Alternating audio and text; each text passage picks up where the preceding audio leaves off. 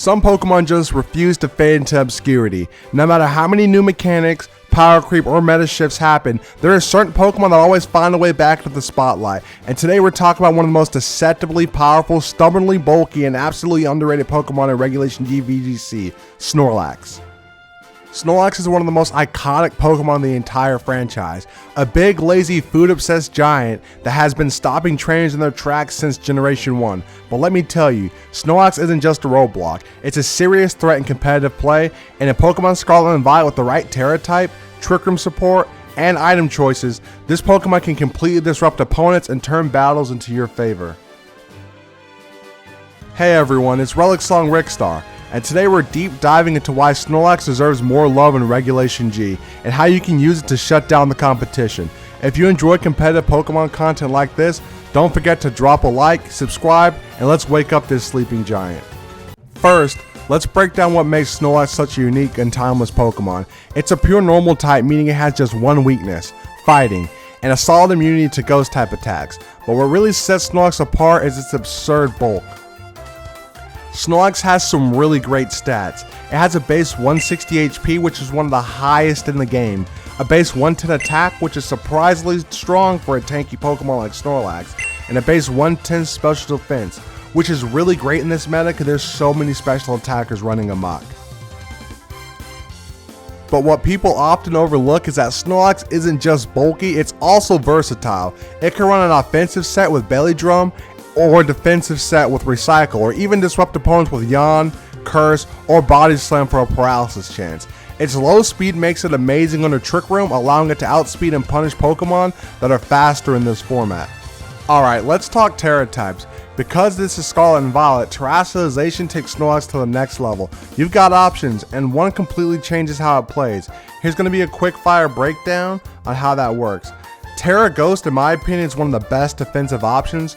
No more fighting weaknesses. You ignore Fake Out, and you become a Trick Room nightmare completely. For some people, Tera Poison is also a really good option. It just really depends on how your team composition falls. Tera Poison is going to offer a nice resistance to fighting type moves, so you're going to be able to survive close combats from Urshifu's pretty effectively. My personal preference is Tera Grass. I love Tera Grass on Snorlax. Despite it being a lazy king, I hate being put to sleep turn by turn, so it just makes us immune to Amoonguss completely, and it just allows us to keep setting the bar higher as we tack on curses.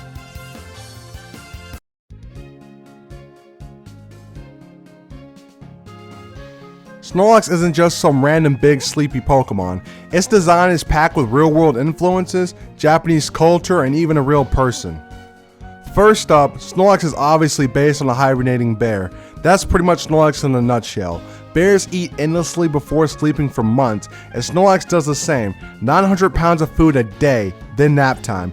Its body shape and posture will also resemble pandas, which are round, relaxed, and food driven. If you've ever seen a panda lounging around at a zoo, that pretty much is peak Snorlax energy. Ever notice how Snorlax stands like a sumo wrestler? That's because its design takes heavy inspiration from sumo culture. The wide stance, the massive body, the slow but explosive power, that's all classic sumo style.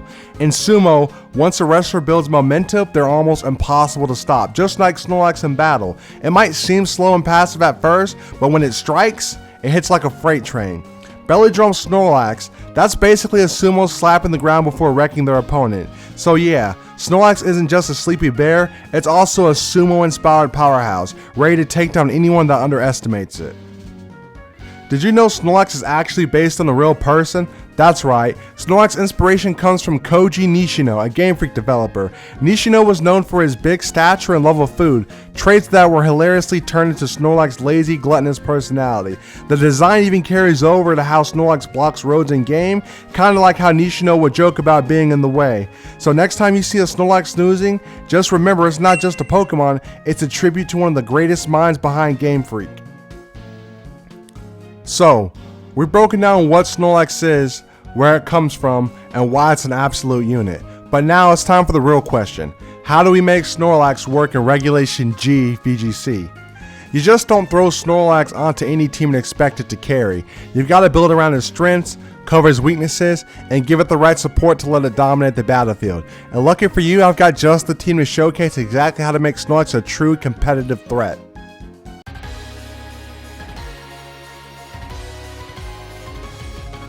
Snorlax is the defensive backbone of this team, and what makes it truly special is how it naturally counters two of the biggest threats in VGC, Calyrex-Ice and Calyrex-Shadow. First, its ability Thick Fat is a game changer against Calyrex-Ice. This ability has the damage from Ice and Fire type moves, meaning Glacial Lance barely scratches it, and thanks to Curse, Snorlax can continually boost its defense, making it even harder for Calyrex-Ice to break through.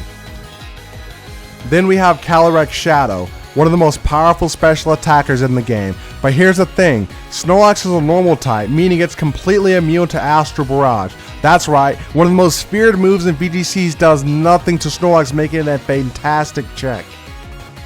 And Snorlax doesn't just sit there and tank hits, it can immediately KO Calyrex-Shadow with Crunch if it isn't terrestrialized.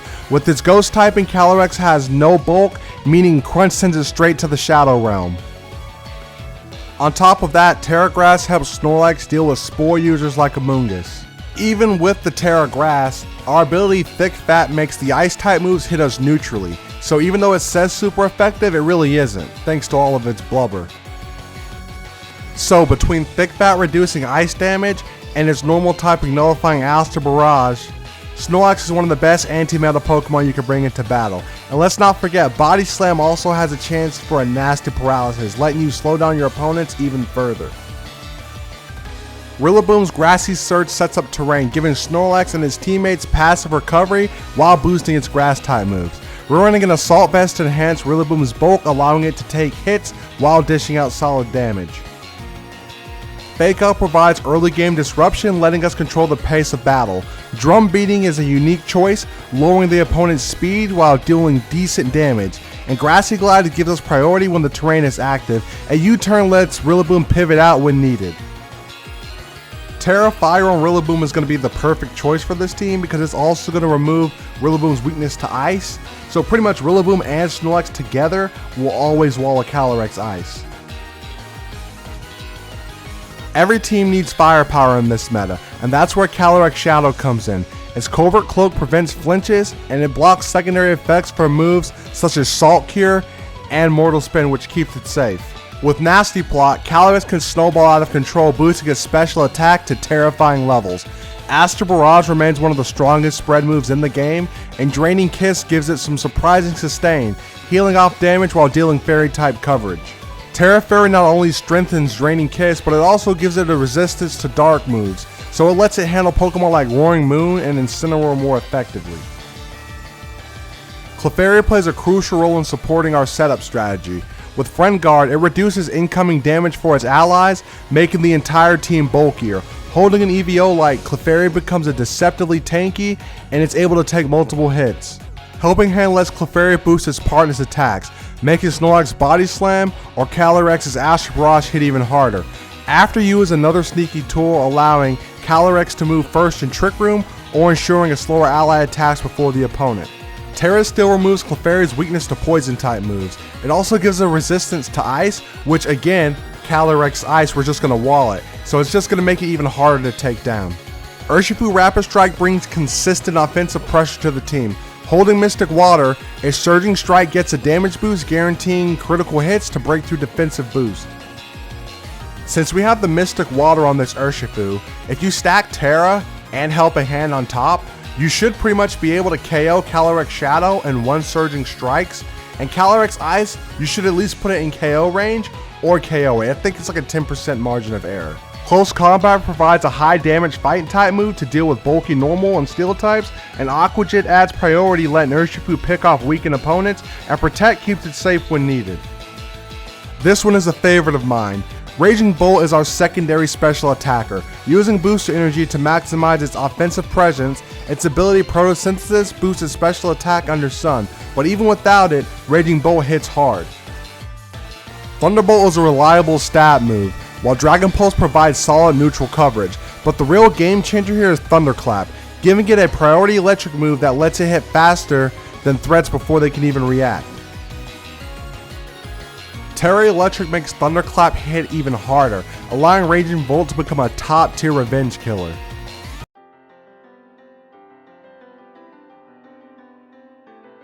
This team is designed around bulk, priority, and setup. Snorlax thrives with Curse and Friend Guard support, while calyrex-shadow provides offensive pressure, Rillaboom and Clefairy control the battlefield, and Urshifu and Raging Bolt ensure we can close out games quickly.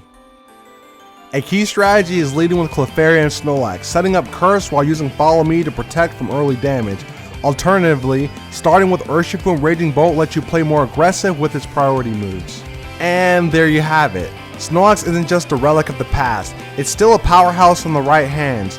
Thick Fat makes it a fantastic wall, Curse lets it scale to a tanky offensive threat, and its natural typing lets it counter some of the most dangerous Pokemon in the meta.